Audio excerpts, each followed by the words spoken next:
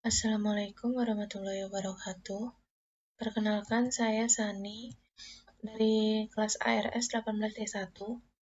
Di sini saya hendak mempresentasikan mengenai rangkuman peraturan Undang-Undang Nomor 40 Tahun 1997 tentang perseroan terbatas untuk memenuhi tugas ujian akhir sekolah untuk mata kuliah Hukum Pranata.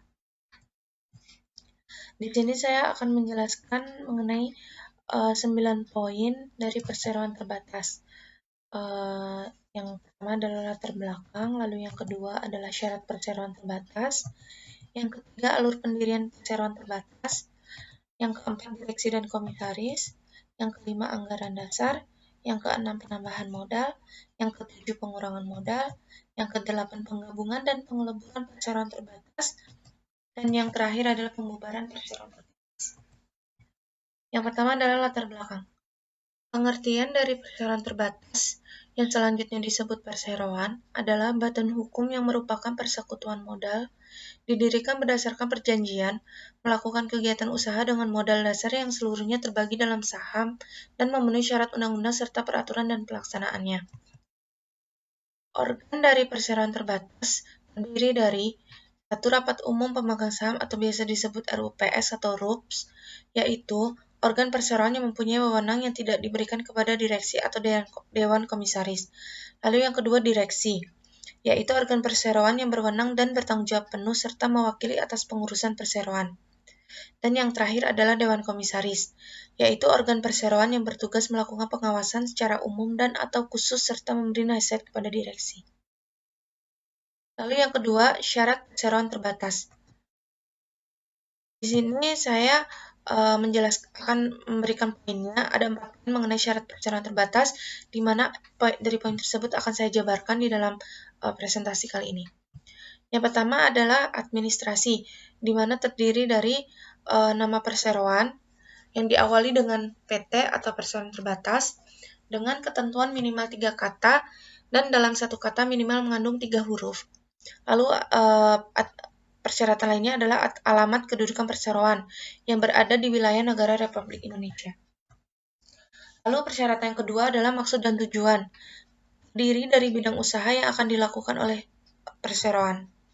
Dan yang ketiga, modal dan saham, mengenai jumlah modal dasar, jumlah modal ditempatkan, dan juga jumlah modal disetor. Dan yang terakhir adalah direksi, di mana terdiri dari minimal 2 orang atau lebih sebagai direksi dan komisaris. Lalu yang ketiga, mengenai alur pendirian perseroan terbatas. Yang pertama, nama perseroan. Sebelum melakukan pembuatan akta, perlu dilakukan pengecekan terhadap nama perseroan terlebih dahulu. Tujuannya adalah untuk memastikan apakah nama tersebut sudah terdaftar atau digunakan oleh perusahaan lain atau belum. Nah, berikut adalah hal-hal yang perlu diperhatikan dalam pembentukan sebuah nama perseroan terbatas. Perseroan tidak boleh memakai nama yang telah dipakai secara sah oleh perseroan lain atau sama pada pokoknya dengan nama perseroan lain. Perseroan tidak boleh memakai nama yang bertentangan dengan ketertiban umum dan atau kesusilaan. Perseroan tidak boleh memakai nama yang sama atau mirip dengan nama lembaga negara, lembaga pemerintah, atau lembaga internasional, kecuali mendapat izin dari yang bersangkutan. Perseroan tidak boleh memakai nama yang tidak sesuai dengan maksud dan tujuan, serta kegiatan usaha, atau menunjukkan maksud dan tujuan perseroan saja tanpa nama diri. Di sini maksudnya seperti jika perseroan tersebut ternyata menggunakan nama mengandung unsur properti, namun ternyata perseroan tersebut bergerak di bidang usaha, ekspedisi atau jasa pengangkutan, sehingga itu kan tidak sesuai dengan maksud dan tujuan, sehingga tidak disarankan menggunakan nama yang berbeda dengan maksud dan tujuannya. Lalu, berikutnya perseroan tidak boleh memakai nama yang terdiri atas angka atau rangkaian angka, huruf atau rangkaian huruf yang tidak membentuk kata. Dan yang terakhir, perseroan tidak boleh memakai nama yang mempunyai arti sebagai perseroan badan hukum atau persekutuan perdata. Nama perseroan harus didahului dengan frase perseroan terbatas atau disingkat PT. Unsur dari nama perseroan harus mengandung 3 suku kata. Setiap suku kata mengandung minimal 3 huruf dan tidak mengandung bahasa asing untuk perseroan terbatas swasta nasional atau biasa disebut perusahaan lokal. Lalu alur pendirian perseroan terbatas berikutnya adalah akta pendirian. Perseroan didirikan oleh 2 orang atau lebih dengan akta notaris yang dibuat dalam bahasa Indonesia dan disahkan oleh Kementerian Hukum dan Hak Asasi Manusia atau biasa disebut Kemenkumham. Perseroan memperoleh status badan hukum pada tanggal diterbitkannya. Keputusan Menteri mengenai pengesahan badan hukum perseroan. Di dalam akta pendirian memuat anggaran dasar dan keterangan lain berkaitan dengan pendirian perseroan seperti nama lengkap, tempat dan tanggal lahir, pekerjaan, tempat tinggal, dan kewarganegaraan pendiri perseorangan, atau nama, tempat kedudukan, dan alamat lengkap, serta nomor dan tanggal keputusan Menteri mengenai pengesahan badan hukum dari pendiri perseroan jika salah satu pendirinya adalah badan hukum. Lalu yang kedua, nama lengkap, tempat dan tanggal lahir, pekerjaan, tempat tinggal, kewarganegaraan anggota direksi dan dewan komisaris yang pertama kali diangkat. Dan yang terakhir, nama pemegang saham yang telah mengambil bagian saham, rincian jumlah saham, dan nilai nominal saham yang telah ditempatkan dan disetor. Dalam pembuatan akta pendirian, diri dapat diwakili oleh orang lain berdasarkan surat kuasa. Untuk memperoleh keputusan Menteri mengenai pengesahan badan hukum perseroan, pendiri bersama-sama mengajukan sendiri atau memberikan kuasa kepada notaris untuk melakukan permohonan melalui jasa teknologi informasi sistem administrasi badan hukum secara elektronik kepada Menteri paling lambat 60 hari sejak tanggal akta pendirian ditandatangani. Nah, untuk pengajuan permohonan berkas ini sendiri bisa diakses sendiri secara online melalui website resmi dari Kemenkumhamnya. Dengan informasi yang memuat 1. Nama dan tempat kedudukan perseroan, 2. Jangka waktu berdirinya perseroan, 3. Maksud dan tujuan serta kegiatan usaha perseroan, 4.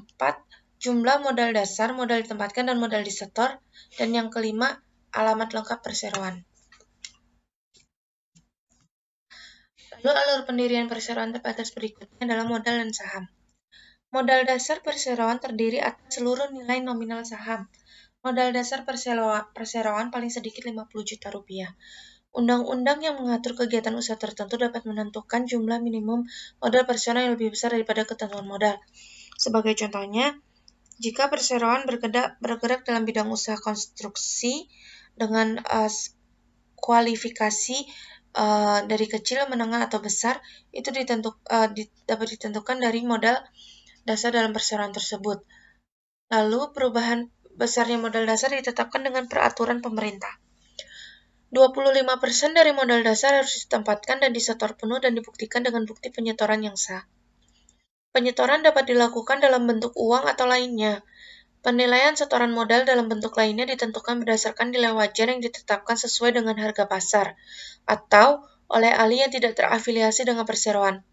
Penyetoran saham dalam bentuk benda tidak bergerak harus diumumkan dalam 1 surat kabar atau lebih, dalam jangka waktu 14 hari setelah akta pendirian ditandatangani atau setelah RUPS memutuskan penyetoran saham tersebut. Saham tanpa nilai nominal tidak dapat dikeluarkan, sehingga nilai saham harus dicantumkan dalam mata uang rupiah. Setiap pendiri perseroan wajib mengambil saham saat perseroan didirikan. Direksi perseroan wajib menyimpan daftar pemegang saham dengan data di bawah ini: nama dan alamat pemegang saham, jumlah, nomor surat dan tanggal perolehan saham yang dimiliki pemegang saham, dan klasifikasinya dalam hal dikeluarkan lebih dari satu klasifikasi saham, jumlah saham yang disetor atas setiap saham. Saham memberikan hak kepada pemiliknya untuk menghadiri dan mengeluarkan suara dalam RUPS atau rapat umum pemegang saham. Alur pendirian perseroan berikutnya adalah SK kehakiman. Permohonan untuk memperoleh keputusan Kementerian Hukum dan Hak Asasi Manusia atau Kemenkumham harus diajukan paling lambat 60 hari terhitung sejak tanggal akta pendirian ditandatangani oleh notaris. Jika dokumen permohonan telah sesuai, Menteri langsung menyatakan tidak keberatan atas permohonan yang bersangkutan secara elektronik. Dalam jangka waktu paling lambat 30 hari terhitung sejak tanggal pernyataan tidak keberatan, pemohon bersangkutan wajib menyampaikan secara fisik surat permohonan yang dilampiri dokumen pendukung. Setelah semua persyaratan terpenuhi dan lengkap, paling lambat 14 hari, Menteri menerbitkan keputusan tentang pengesahan badan hukum perseroan yang ditandatangani secara elektronik. Namun, jika persyaratan tentang jangka waktu dan kelengkapan dokumen pendukung tidak dipenuhi, Menteri langsung memberitahukan hal tersebut kepada pemohon secara elektronik, dan pernyataan tidak keberatan menjadi gugur. Pemohon dapat mengajukan kembali permohonan untuk memperoleh keputusan Menteri. Namun, jika tidak mengajukan permohonan untuk memperoleh keputusan Menteri, akta pendirian menjadi batal, dan perseroan belum memperoleh status badan hukum, sehingga perseroan dinyatakan bubar karena hukum, dan pemberesannya dilakukan oleh pendiri. Namun, jika dokumen permohonan tidak sesuai, Menteri langsung memberitahukan penolakan beserta alasannya kepada pemohon secara elektronik.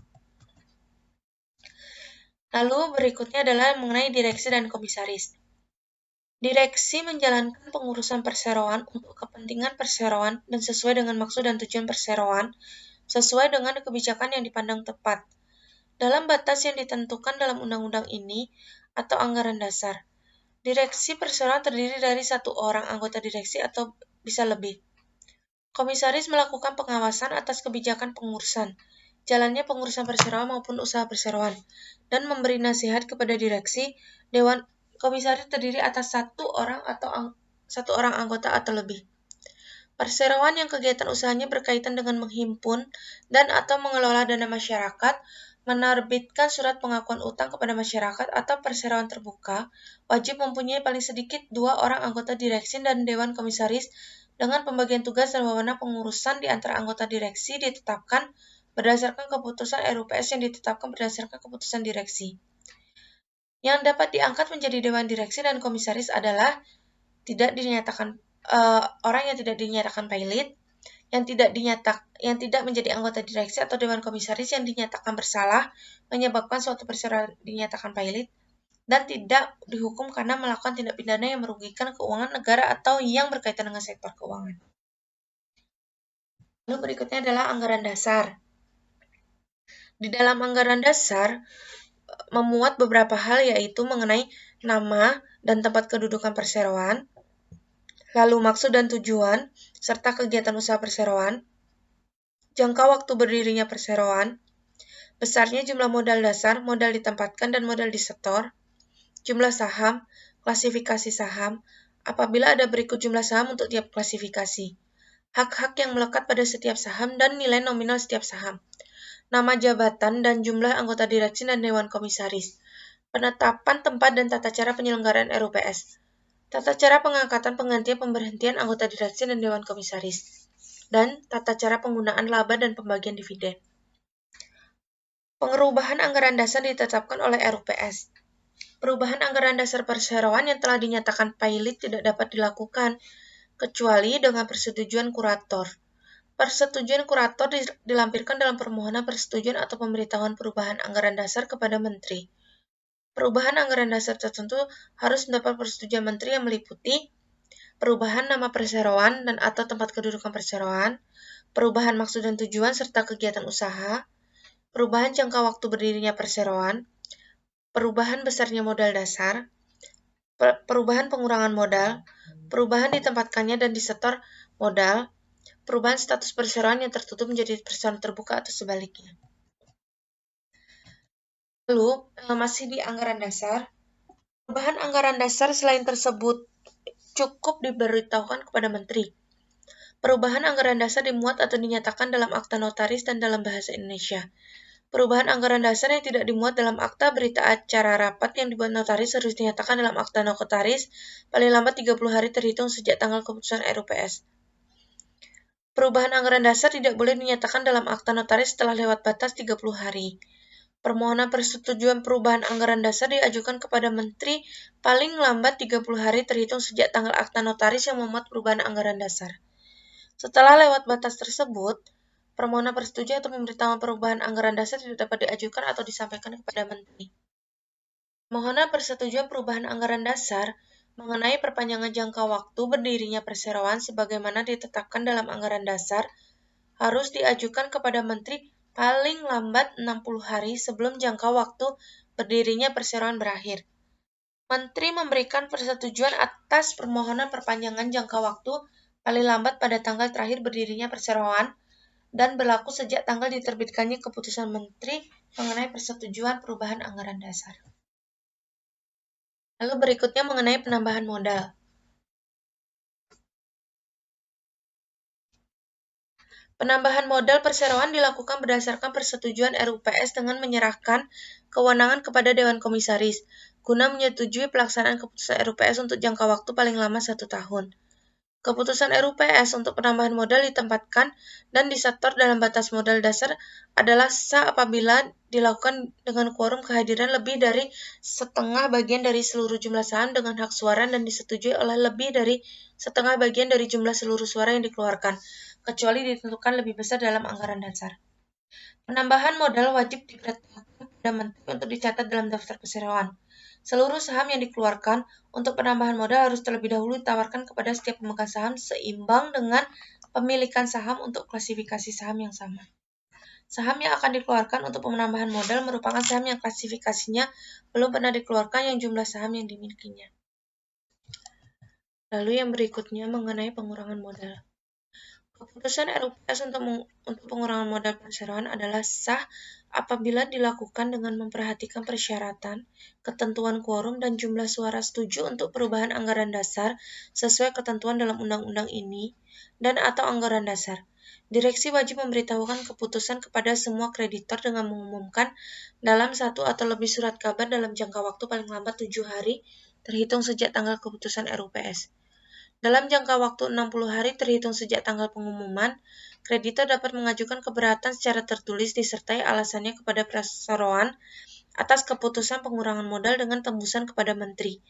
Dalam jangka waktu 30 hari terhitung sejak keberatan, perseroan wajib memberikan jawaban secara tertulis atas keberatan yang diajukan.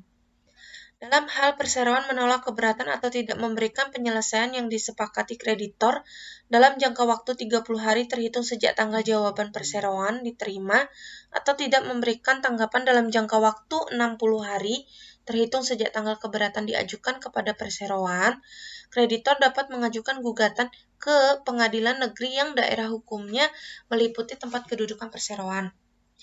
Pengurangan modal perseroan merupakan perubahan anggaran dasar yang harus mendapat persetujuan menteri. Persetujuan menteri diberikan apabila 1. Tidak terdapat keberatan tertulis dari kreditor dalam jangka waktu yang telah ditentukan.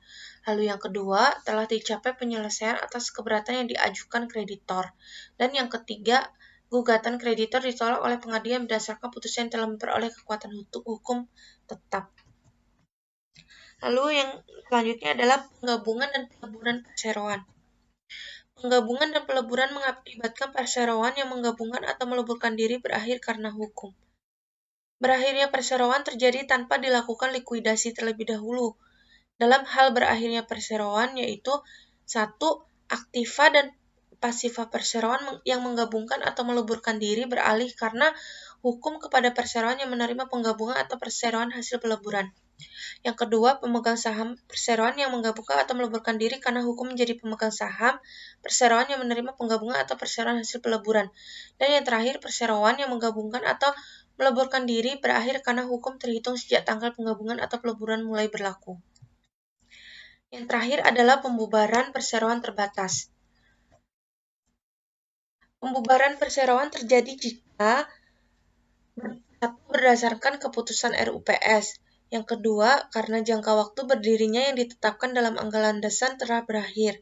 Yang ketiga, berdasarkan penetapan pengadilan. Yang keempat, dengan dicabutnya kepailitan berdasarkan keputusan pengadilan niaga yang telah mempunyai kekuatan hukum tetap.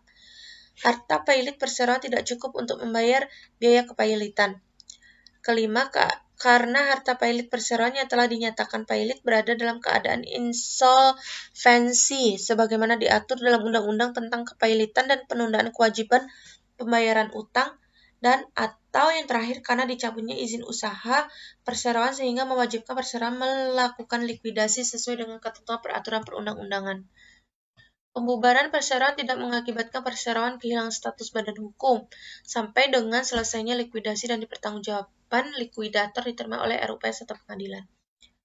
Sejak saat pembubaran, pada setiap surat keluar perseroan dicantumkan kata dalam likuidasi di belakang nama perseroan. Dalam jangka waktu paling lambat 30 hari terhitung sejak tanggal pembubaran perseroan, likuidator kepada kreditor dalam surat kabar dan berita negara Republik Indonesia memuat 1. Pembubaran perseroan dan dasar hukumnya. Yang kedua, nama dan alamat likuidator. Yang ketiga, tata cara pengajuan tagihan. Dan yang keempat, jangka waktu pengajuan tagihan dan adalah 60 hari terhitung sejak tanggal pengumuman. Pemberitahuan kepada Menteri wajib dilengkapi dengan bukti dasar hukum pembubaran perseroan dan pemberitahuan kepada kreditor dalam surat kabar. Demikian rangkuman dari undang-undang mengenai perseroan terbatas dari saya. Semoga ilmu yang saya sampaikan yang tidak banyak ini bisa menjadi manfaat, dan juga semoga bisa memenuhi tugas UAS hukum pranata saya. Jika ada salah kata, saya mohon maaf.